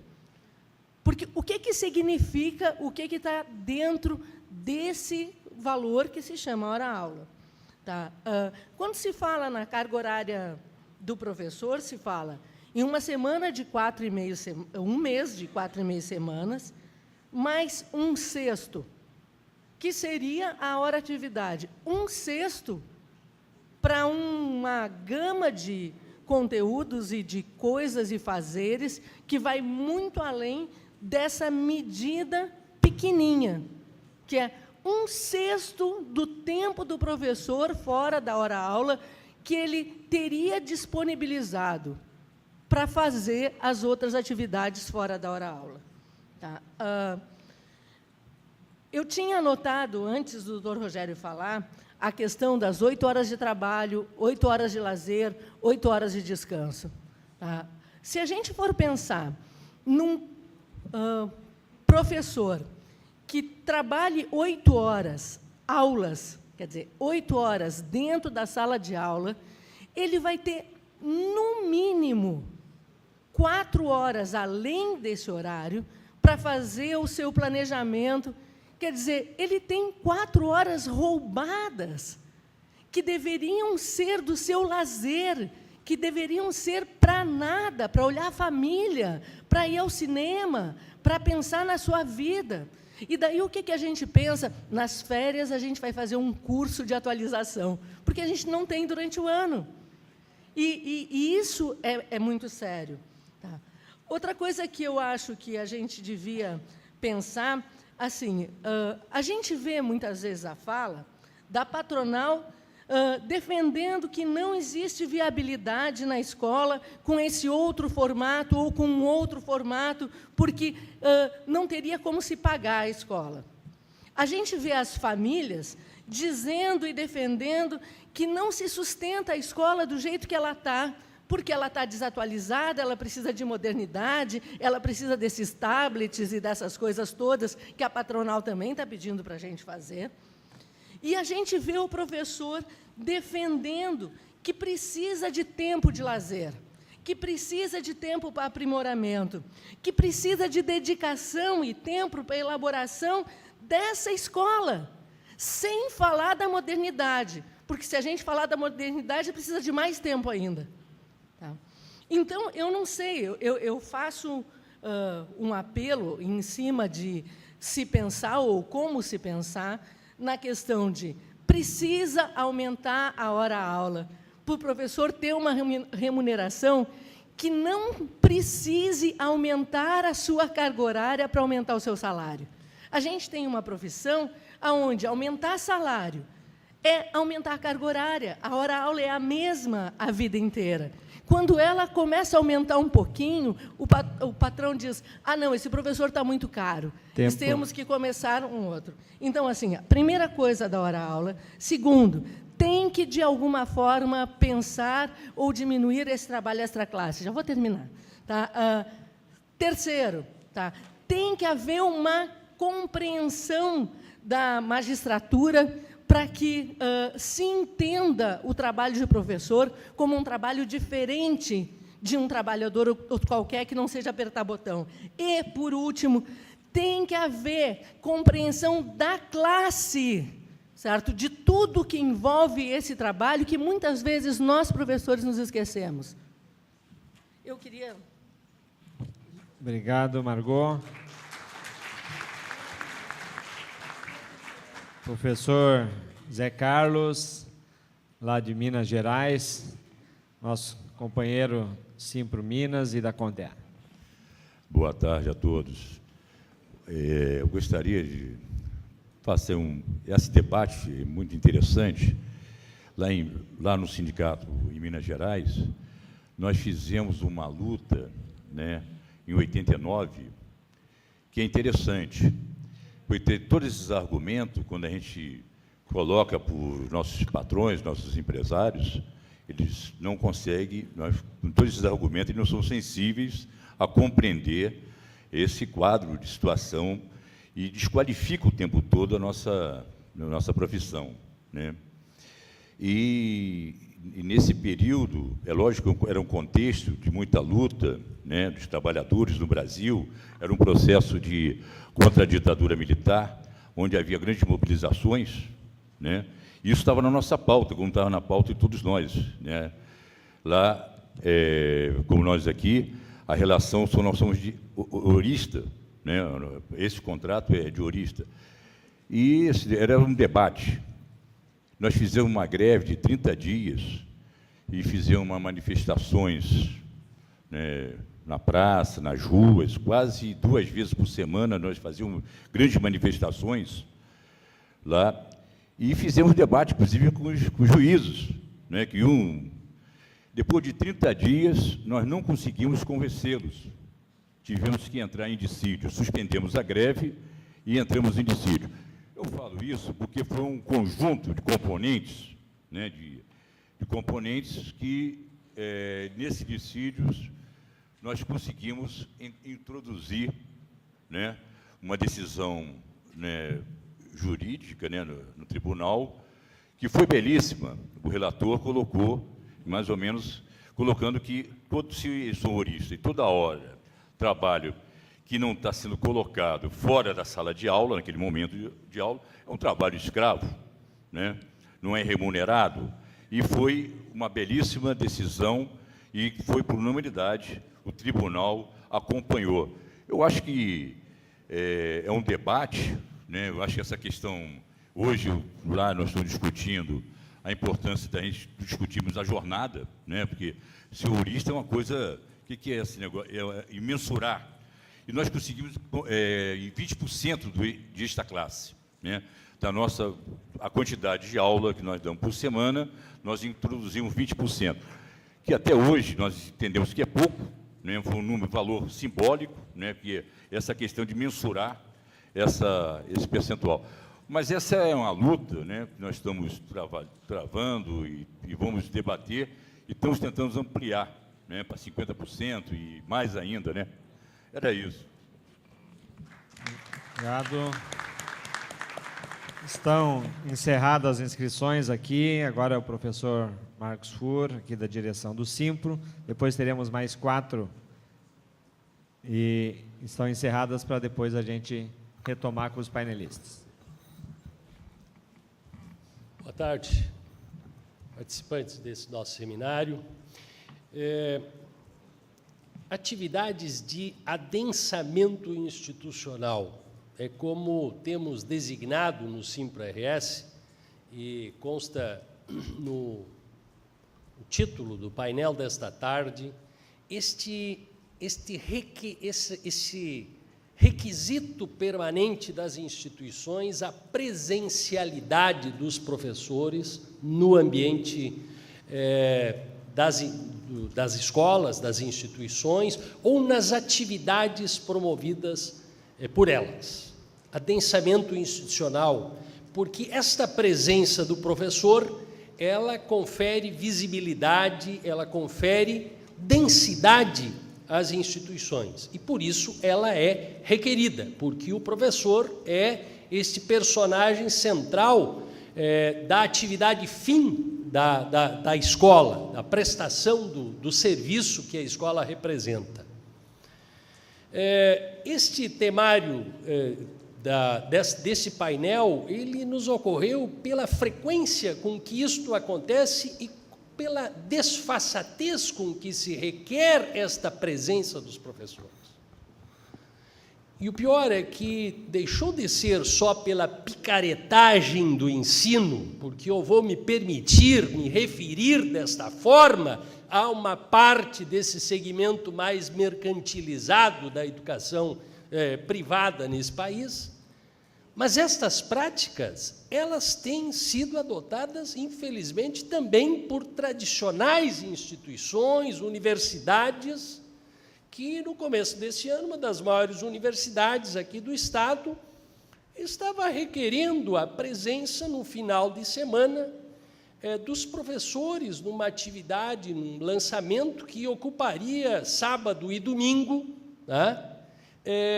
De uma atividade, de um novo curso que ela estava oferecendo, estava convidando os professores. E no contato com o departamento pessoal, com o RH da instituição, fui informado de que se tratava apenas de uma atividade social, tá? E que os professores estavam sendo convidados. Tá? Esse é um aspecto. Outro aspecto, as instituições cada vez são mais ciosas das suas peculiaridades, dos seus diferenciais que apresentam ao mercado. e precisam da identidade dos seus profissionais com este seu diferencial. E para isto denominam de atividades de qualificação. Então, uma grande universidade, está agora já uma grande empresa educacional brasileira, que está deitando raízes aqui entre nós, obriga os seus professores de educação superior a participarem do PIC, Plano de Integração e Qualificação dos seus professores, de graça, horas e horas participando dessas atividades de qualificação. E o próprio sindicato patronal do ensino privado aqui do Estado realiza a cada 2 anos um congresso para o qual convida os professores no recesso letivo de julho, atividade na qual participam, às vezes, milhares de professores, convidados pelas suas respectivas instituições. Tá? E assim, diversas mantenedoras, porque cada uma delas cada vez é mais ciosa do seu projeto próprio e que cada vez integra mais cada uma das instituições que compõem as suas redes, requerem a presença dos professores, dos congressos, X ou Y dessa ou daquela mantenedora, tudo a serviço de forjar uma identidade dos professores com aquele projeto educacional, e isso é denominado de qualificação profissional. Eu imagino a resposta dos senhores, mas eu quero pedir que se manifestem sobre isso, se esta qualificação requerida, a presença nesses projetos de qualificação, deve ser feito graciosamente, ou se isso também não constitui tempo à disposição, trabalho que precisa ser remunerado. Obrigado. Professor Ribamar, nosso companheiro, a do Simpro Pará, companheiro da Contea também. Boa tarde a todos. Bom, eu vou tentar ser objetivo, porque os argumentos eles são quase que iguais. Mas eu queria perguntar à mesa 2 questões que me trazem aqui, que me preocupam. Uma delas, a Cecília falou bem rápido pela manhã, eu acho importante retomar aqui à tarde, que é o trabalho das séries iniciais. Grande parte desse segmento da nossa categoria, das professoras e professores que trabalham com as séries iniciais, tem o menor salário nas escolas. E nós temos tido uma luta muito grande no meu estado, e a Confederação também como um todo, pela busca da isonomia desses salários. Agora, recentemente, em Brasília, o Rodrigo não está aqui, não pôde vir, foi patricídio também lá, e nós no Pará a mesma coisa, quando nós pautamos com o sindicato patronal a isonomia salarial. Nós entendemos que o professor que está na sala inicial, ele também tem que ter o mesmo valor das outras séries. Isso tem sido um problema na categoria. Como é que vocês veem essa questão? E, no outro extremo desse ciclo, né, da educação, na minha região, que é a região norte, a febre da educação à distância. E a educação à distância na região norte, gente, olha, se aqui para o sul vocês têm dificuldade, vocês não sabem o que a gente enfrenta. Tem sido terra sem lei. Eu estive agora em Porto Velho, rodo a região na Amazônia toda, e é uma coisa absurda, inclusive com fraude, que o MEC coloca normas, né, para o professor ele ter a validade da universidade, número de mestres, número de doutores, e tem professor que eu descobri que é daqui do Sul, que é de São Paulo, que está cadastrado em Belém. Ele coloca lá a credencial dele, o CPF, o Ministério aprova o curso e a educação se faz daqui para lá. E não temos como mensurar esse salário. Né? O que fazer nessa realidade? O que é que vocês nos orientam nesse sentido de mensurar o valor desse trabalho? Nessa linha de raciocínio, como mensurar a interferência da tecnologia, pegando como base a educação à distância, no trabalho do professor? E, para finalizar, que eu acho que é o grande ponto que aqui a gente tem que refletir, como mensurar valor para o conhecimento? Eu sou professor de literatura, dou aula de literatura clássica, literatura medieval, enfim, como que o meu conhecimento é maior ou menor do professor de física, do professor de matemática? A minha carga horária são X aula, porque alguém definiu que literatura tem que ter X aula, mas definiram também que física tem que ter X aula. Onde é que se mede isso? Como mensurar o trabalho nessa relação que hoje nós vivemos? Há um consenso que o professor tem que ser qualificado, que se ampliou essa relação funcional do magistério, da educação, mas não há consenso que tem que me remunerar melhor por causa disso. Eu queria ouvir nesse sentido a todos. Obrigado. Obrigado. Professor Jota, nosso companheiro do Simpro ABC, também companheiro da Confederação. Bom, companheiros, boa tarde, companheiras. Eu acho que a gente volta aqui a tocar em 2 pontos importantes. Eu acho que aí esses 2 segmentos, Ministério Público, Ministério do Trabalho, ele é de extrema importância, né? Porque quando a gente começa a falar de educação, hoje a formação de professores, elas não ocorre mais em sala de aulas. Qualquer segmento que você vai formar, professor de história, geografia, toda essa área de núcleo comum, a primeira coisa que se fez foi colocar a distância. Então, o prejuízo na formação desses professores é enorme, é extremamente complicado. Por um outro lado, se você pega a educação básica, né, lá no comecinho, a questão das creches, você tem um outro segmento que não tem professor. Creche não tem professor, você tem ADI, mas não tem professor. Quando a LDB deixa claro que essa primeira etapa da educação envolve necessariamente a creche. E aí a gente vê um monte de problemas. Como que você pega, por exemplo, uma prefeitura que está fazendo parceria com escolas. A preocupação é só com a parte pedagógica, se tem acessibilidade ou não. E a relação trabalhista? Nunca parou para pensar se precisa ter professor ou não na creche? Isso é uma questão complicada, né? Você pega, por um outro lado também, essa relação que a gente vivencia, a questão de aluno-professor, né? A LDB, no seu artigo 25, diz que tem que ter essa relação, mas até hoje a gente não conseguiu formalizar isso. E a gente hoje pega um grande problema, não sei até como vocês estão vendo isso, mas para nós é muito preocupante, agora não vamos falar só como professor, é quando o Supremo Tribunal Federal é chamado para se posicionar a respeito da atividade fim. Entendeu? Dependendo como o Ministério, como o Tribunal Federal se posiciona, e aí? É o fim. Então, acho que a gente tem que dar uma olhada um pouco nessas questões, e para nós, professores, eu acho que a gente tem hoje um momento rico com o PNE.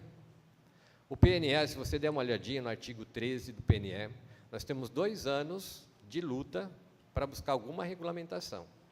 Então, nós temos aí, por exemplo, o INSAIS, está parado, volto a insistir. E é um grande instrumento de ferramenta, né, uma ferramenta importantíssima, aliado tanto a nós, professores, sindicatos, como também ao Ministério Público, como também aos juízes nessa questão. E também, né, os sinais, no sentido de aprofundar e ir para cima das escolas, principalmente no ensino superior. É mais ou menos essa colocação para a gente fazer esse debate. Obrigado. Obrigado. Companheiro ali, qual é o seu nome? Pedro, então, doutor Pedro ali, com a palavra, e depois, por último, a professora Gisele. Uma boa tarde a todos. Eu brinco que eu sou vítima da política educacional há quase 40 anos. Eu sou filho de pai e mãe professores e sou casado com uma pedagoga. Quer dizer, eu digo que eu sou filho de professores é uma mentira, porque meu pai e minha mãe eram professores. Quando eu precisei efetivamente ter uma mãe, eu obriguei ela que se aposentasse. Ela teve que pedir isonomia da função dela, fez uma aposentadoria precoce para que o filho pudesse ter uma mãe. Manhã, tarde e noite, 3 turnos. Meu pai, eu conseguia vê-los finais de semana, quando não estava programando as aulas da semana seguinte, né? Então, eu agendava o horário, pai, eu preciso agora de meia hora, de 40 minutos, sabe, eu quero um tempo para jogar bola. E uma coisa que acontece, que é bastante comum, que eu queria trazer esse tema aqui, é o acidente de trabalho. A grande questão que acontece com a grande maioria dos bons professores, principalmente e fundamentalmente na rede particular, você é um ótimo profissional. Nós temos aquela turma que é problema, que ninguém quer, vai para aquele profissional que ele é muito bom e ele resolve. E aí a minha esposa, que é pedagoga, foi vítima dessa situação. Sendo uma profissional dedicada, uma profissional exemplar, foi exposta a primeira turma problema da instituição, a segunda turma problema, a terceira turma problema, e num ano ela conseguiu ganhar, pela eficiência e pelo prêmio de eficiência, 2 turmas problemas, uma de manhã e uma de tarde. Resultado disso, ela teve uma depressão em grau severo, 1 ano afastado das atividades, e eu estou com uma ação trabalhista pronta para colocar contra a instituição, que eu estou impedido de fazê-lo por ordem médica. Ela não pode voltar a ter esse estresse de contato com essa instituição até que seja liberada, ou seja, tenho 2 anos, devo ter 20 dias que eu estou aguardando que a médica dela possa dizer assim, não, ela está apta para que você possa ingressar com a ação. Muito provavelmente, eu corro o risco de ver decair, prescrever o direito dela por recomendação médica. É óbvio que eu vou levantar essa bandeira independente de prescrição e eu sei que eu vou ter uma batalha muito provavelmente frustrada, mas é uma bandeira que, em nome dos professores, em nome do futuro dessa nação, eu quero levantar, porque está mais do que na hora de que as nossas instituições cuidem dos nossos profissionais, ou logo, logo nós vamos ter um programa mais professores do governo, né? Que vai acabar.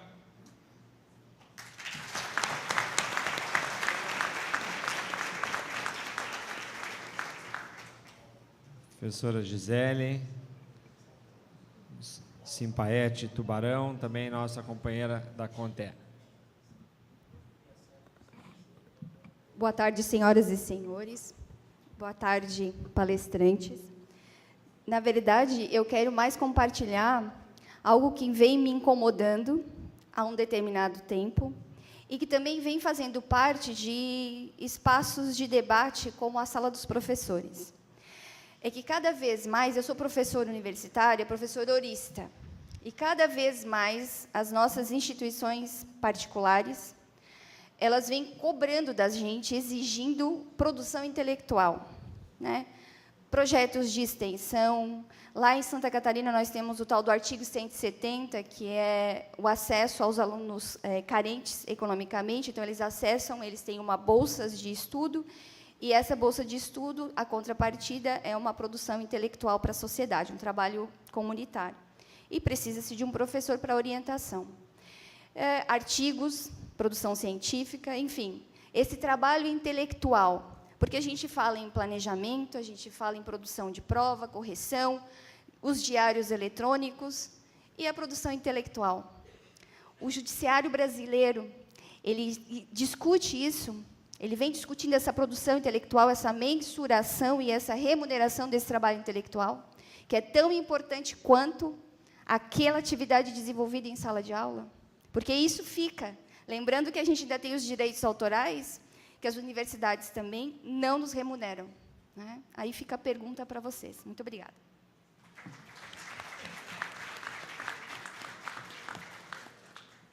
Vou me permitir, então, no retorno aos nossos painelistas, inverter a ordem, passar primeiro a palavra ao Dr. Rodrigo Schwartz, dentro da possibilidade de 5, 6 minutos para responder e já fazendo as considerações finais. Bom, muito obrigado. Eu acredito que boa parte das questões que foram postas, de uma forma geral, elas dependem de uma alteração cultural. Uma cultura empresarial, a mudança, a alteração de uma cultura empresarial, a alteração de uma cultura dos agentes de Estado e a alteração de uma cultura dos próprios professores. Porque eu já vi muitos colegas professores se sentirem culpados de não aceitar um convite. Não é com medo, culpados. né, carregando aquele peso, nossa, eu não posso, porque tem o aniversário da minha filha, eu vou faltar aquele convite da escola. E, não, para aí, meu, como assim? Então, uma mudança cultural. A verdade é a seguinte, gente, uma coisa nós temos que ter em mente. No nosso país, nós temos uma herança, eu sei que parece um jargão, um lugar comum, herança escravocrata, arbitrariedade, enfim, mas nós temos, assim, o empresariado brasileiro, ele não sabe lidar com o trabalho livre. Ele não sabe. Isso dá nó na cabeça do empresário. Trabalhador, greve, então, qualquer expressão de liberdade do trabalho dá nó. Mas a tristeza não é essa. Nossos agentes públicos, como regra, há exceções, mas como regra também não o sabem. E nós, às vezes, acabamos, quase sem querer, nos alinhando a isso. Então, quando nós falamos, por exemplo, na questão do tempo à disposição nos eventos que foi colocado aqui, eu acredito, é tempo à disposição. Mas é um evento que vai contribuir também para o aprimoramento do professor. A pergunta é fácil. Isso vem em proveito da instituição? Vem. É tempo à disposição do empregador. Eu sou escravo do Lattes. Tenho que produzir não sei quantos artigos, não sei o quê, porque para a minha universidade pontuar. Por que eu tenho que produzir para a minha universidade pontuar? É tempo à disposição. É tempo à disposição. Estou trabalhando, estou produzindo para o meu empregador. Então, isso é uma questão cultural. Quando nós falamos em desvalorização das séries iniciais, questão cultural. Nós temos um viés aí que professor de pequenininho ganha pequenininho, professor de grande ganha grande. E por quê, gente? Professores de história, me ajudem. Vamos revisar a legislação educacional do nosso país. Vamos pensar, e isso vocês têm que ensinar na escola para os alunos de vocês. Quando vocês ensinarem lá que a lei do ventre livre libertou os filhos de escravo, e que a lei Saravia-Cotegipe do sexagenário libertou o sexagenário, vocês têm que dizer, essa lei introduziu um modelo de educação para filho de escravo. Agora, liberta. O que a gente vai fazer com essa toda? Vamos botar aí no ensino profissionalizante rebaixado, com professores rebaixados, com salários rebaixados, instituir uma matriz educacional para o nosso país rebaixada. Professor de pequenininho ganha pequenininho, porque mira-se, olha-se ele de um jeito pequenininho, quando a gente sabe que não deveria ser assim. É uma questão basicamente cultural. São vários questionamentos, pessoal, e em respeito ao tempo aqui, eu só queria colocar, então, 3 pontinhos muito rápidos. Terceirização e STF. Nós dependemos da resposta do STF. Agora, essa questão de terceirização, precarização, é realmente um ponto central e preocupante. Em São Paulo, nós temos universidades que não têm professor. Não tem. Mas não tem mesmo. Quantos professores tem? Nenhum. Quem é o professor, então? Tem uma cooperativa que fornece professor. E ainda diz assim, né, na audiência, pode vir qualquer um. Se ele não vê, ele pode mandar outro no lugar. Tem escola de ensino infantil que faz isso. Aí eu pergunto para o dono da escola, e você bota no folder lá na frente da escola, venha para essa escola, aqui o seu filho vai ter aula com qualquer um, qualquer dia, porque a escola, ninguém dá ordem para esses professores, estão cuidando do seu filho. Então, vejam, é fraude. Terceirização em escola é fraude, não tem outro nome para isso, é fraude. O problema, não tem outro nome. Agora, o problema é pensar em como o STF vai resolver isso e, principalmente, mesmo que uma decisão do STF autorize a terceirização, a gente lembrar que professor não é bancário. Sinto pelos bancários, não acho que tem que ter terceirização no bancário, mas se tiver terceirização num banco, nas telefônicas, nos call centers, tudo bem não, tudo mal, mas ainda vá. Mas não dá para automaticamente transpor isso para algo como relação de professor com aluno e escola. Segundo ponto, então, acidente, jornada, só dando um toquezinho para o nosso colega ali, que está pensando em perder o prazo profissional, como eu não vou julgar, eu posso, tá? Porque senão eu tenho que dar por impedido. Protesto antipreclusivo, protesto cautelar de protesto, pelo menos ganhar mais 2 anozinhos pela frente. Beleza. E Convenção 55 da OIT, tá? Está em vigor no Brasil, que diz, enquanto ela estiver nesse estado aí, se o empregador não ajustar o ambiente para ela voltar saudável, ela tem que receber do empregador. E, por fim, a última questão, de tudo isso, quer dizer, volto a insistir, o marco normativo é importante, mas a missão de vocês, em termos de negociação coletiva, de conscientização, é mais importante ainda. E só deixar uma questão aqui,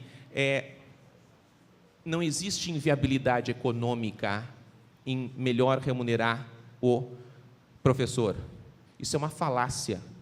Quando a Constituição de 88 entrou em vigor, esse Brasil, houve um caos nos empreendimentos empresariais, porque se previa uma redução da jornada de 48 para 44. Pegue as manchetes de jornais da época, Estadão de São Paulo, Brasil vai quebrar, está todo mundo quebrado, o Brasil está falido. Não está falido, ninguém quebrou. Quer dizer, tem como remunerar condignamente. O que a gente tem que ter, e finalizando, em mente é o seguinte: nós fomos acostumados, eu fui pelo menos, a escutar uma máxima assim: o trabalho dignifica o homem. É uma bobagem sem tamanho. O trabalho não dignifica ninguém, gente. A gente tem que cuidar. Não, é sério, trabalho dignifica alguém, quer dizer, se não trabalha e se não veste a camiseta e não sei o quê, não, trabalho não dignifica ninguém. O que a gente tem que cuidar, e encerrando, e é esse o ponto, é que pelo trabalho, porque a pessoa é digna por si só, pelo trabalho não se indignifique a pessoa. Então, é a remuneração correta e, claro, temos que pensar como? A limitação da duração do trabalho, lembrando que duração do trabalho não é a hora-aula, é todo e qualquer tempo que o professor está ali, inclusive numa atividade de reciclagem, colocado gratuitamente pela instituição que muito generosamente está contribuindo ali para o desenvolvimento pessoal e profissional do professor. Obrigado.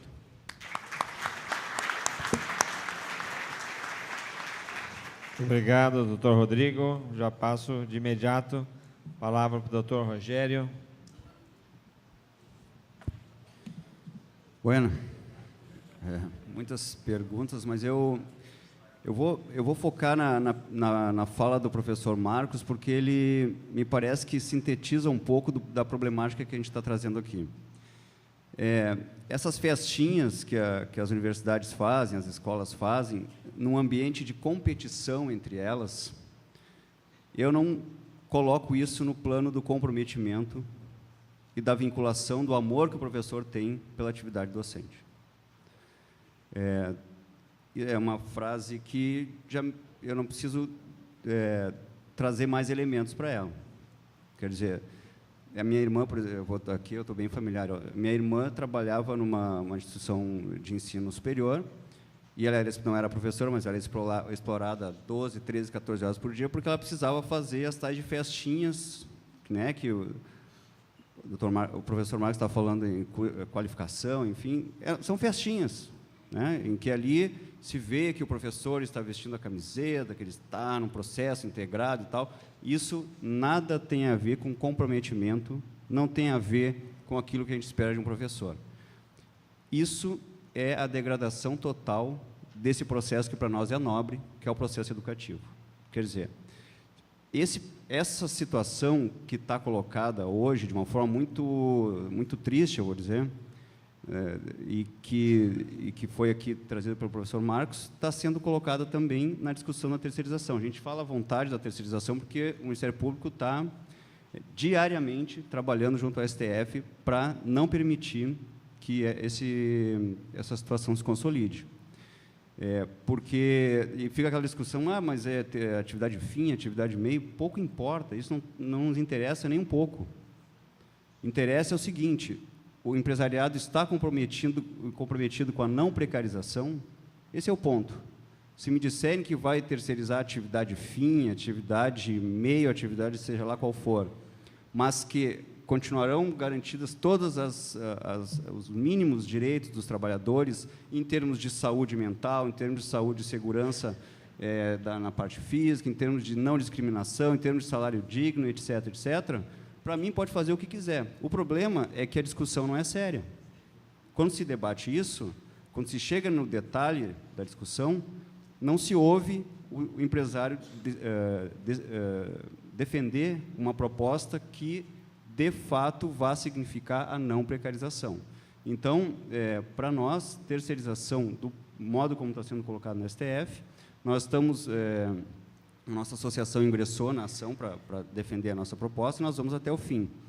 E eu fico feliz de ver que isso está espraiado pelo movimento sindical, que é coerente, é um movimento contundente na defesa dos direitos dos trabalhadores, porque é uma questão central e é um divisor de águas não só em relação ao tema específico da terceirização, mas em relação ao tema todo do direito do trabalho. Porque dentro da administração pública, por exemplo, quando se vê precarização, ela está nos terceirizados. Hoje, eu estou na gestão do MPT aqui no Rio Grande do Sul e já foram 3 as empresas que quebraram na nossa gestão.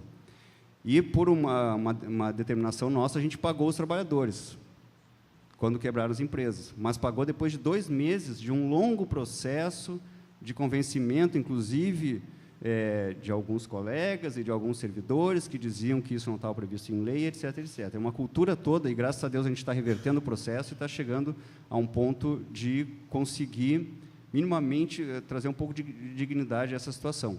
Mas é preciso ficar claro que o tema terceirização tem que ser levado muito a sério, porque é um divisor de águas no sentido da cultura do Brasil, inclusive em termos de o que a gente quer para o país no sentido da inclusão social, porque os terceirizados hoje são justamente as pessoas de menor condição social no Brasil. Obrigado, doutor Rogério. Por último, então, passo a palavra ao doutor Marcelo Ferlin D'Ambrosio. Eu anotei aqui algumas das questões que foram levantadas ali da tribuna, que são, na verdade, inquietações da classe e que eu tenho hoje muita satisfação em compartilhar aqui com vocês. De ouvir a questão do valor da hora-aula, a terceirização, a remuneração do tempo de qualificação, a formação do professor, sua produção intelectual, tempo de lazer, que é a limitação da jornada, as horas da atividade. A justiça, ela tem um timing, né?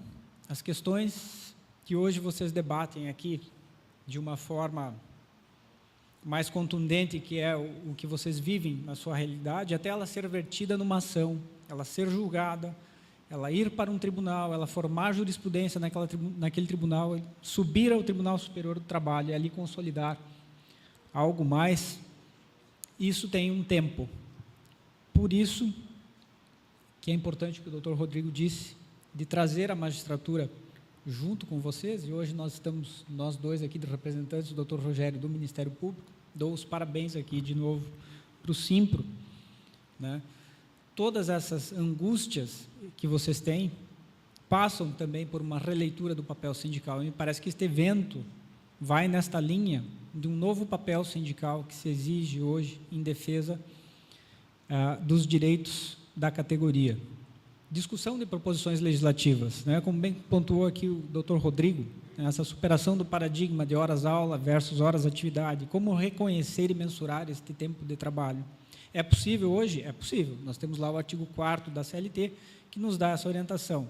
De que outra forma é possível? Através de normas coletivas, a negociação coletiva, também pontuado aqui. É necessário uma lei que defina o que é hora-atividade, como se computa este tempo? Não sei. Isto seria algo para ser discutido e aperfeiçoado. Bem lembrado o exemplo da jornada dos caminhoneiros, eu tive uma pequena participação naquele processo legislativo, porque tinha a mesma discussão desse tempo que o motorista passa em viagem, né? Tem lá o GPS, e depois vinha a alegação para o processo, e a magistratura se dividia se aquilo poderia ser computado como hora extra, como sobreaviso ou não. Me parece o mesmo caso de vocês. O que fizeram os caminhoneiros? Se reuniram, propuseram uma lei, e hoje isso está regulamentado e realmente se computa como hora extraordinária. É o caso aqui de definir hora-atividade? Não sei, é uma questão para amadurecer o debate, mas faz parte, né, dessa releitura do novo papel sindical, como também, além dessas discussões e proposições legislativas, por que não fazer um parlamentar, né? A categoria ter um professor no Congresso, na Assembleia Legislativa, no Senado, é legítimo, para que lá também possa fazer uma voz mais firme dos direitos, né, dessas angústias que a categoria tem. Uma outra questão que me chamou a atenção naquela monografia de engenharia de produção é o adoecimento do professor. Eu fui dar uma olhadinha no NETEP, Nexo Técnico Epidemiológico Previdenciário, e eu não achei correlação para a atividade de professor, mas aquele estudo apontava a síndrome de burnout como recidiva na categoria, pressão alta, quase 50% dos professores entrevistados, e problemas nas cordas vocais. Por que isso não está lá categorizado no NETEP? Não sei. Talvez não tenha havido muita comunicação de acidente de trabalho nesse sentido, né? Não tenha havido essa correlação oficializada perante a Previdência. Um outro comparativo interessante aqui na questão da remuneração do tempo de qualificação e das horas de atividade, nós poderíamos trazer os representantes comerciais. Hoje a jurisprudência se inclina a dizer que as reuniões que se fazem, os jantares que se fazem, né, com médicos, etc., para vender produtos farmacêuticos, se computam na jornada de trabalho e se paga hora extra.